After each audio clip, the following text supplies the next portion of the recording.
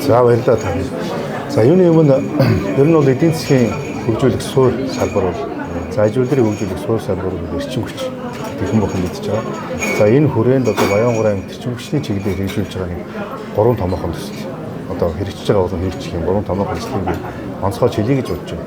Ингэснээр одоо Баянгурт эдийн засгийг аж ахуйн хөгжүүлэлт үйл ажиллагаагаа хөгжүүлэх, шинээр бизнес эрхлэх, орон сууцлах гэхэд олон арван тийм асуудлыг шийдэх болцоотой байна. За түүний дөрөнд хамгийн дөрөнд жишээлбэл одоо манай Солонгос улсын одоо хөнгөлөлтөд зээлээр хэрэгжиж байгаа 10 аймаг дулааны төсөл гэж яддаг тийм ээ. Тэрний нэг нь одоо Баянгур аймагт хэрэгжиж байгаа. Баянгур аймаг одоо аймагуд дундаас хамгийн их одоо агарын бохирдолтой ийм аймагуудын тоонд ордог. За тэгээд хэрэгжээд одоо дулааны станцууд хэрэгжиж одоо өнөөдөр энэ жилийн одоо явцвал одоо нэг 90%-тай. За нийт төслийн одоо явцвал 45%-тай байх ч гэдэг. Ингээд байж байгаа. Дулааны станц орсноор энэ аймгийн дулааны асуудал одоо ухааны асуудал бол нэг үр шийдэгдэнэ гэж ингэж харж байгаа. За хоёр дахь том хэрэгжиж байгаа одоо дуус шатанд орж байгаа том төсөл бол одоо аймгийн 110 дэд станцын өргөтгөлийн асуудал. Ингэснээр одоо цахилгааны хязгаарлалтай байгаа, цахилгааны хүчтэй уналттай байгаа сум, за аймгийн төвийн одоо цахилгаан хангах хүртээмжгүй байгаа.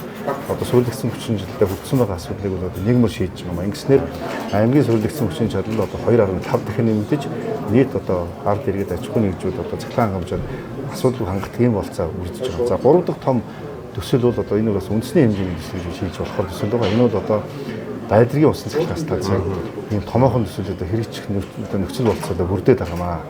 За манай Монгол улсын одоо сэргээгчдийн хүчний их усрын бүтцэд бол одоо сэргээг усан цахилгаан станцын одоо үүрэг хөрөөл одоо маш өндөр байгаа. За энэ агуулгаараа байдлын усан цахилгаан станцууд орон нутгийн шинжтэй мөн одоо бүс нутгийн одоо цахилгаан хангамжийг хангахад бол одоо томоохон дэмжлэг болно гэж ингэж харж байгаа.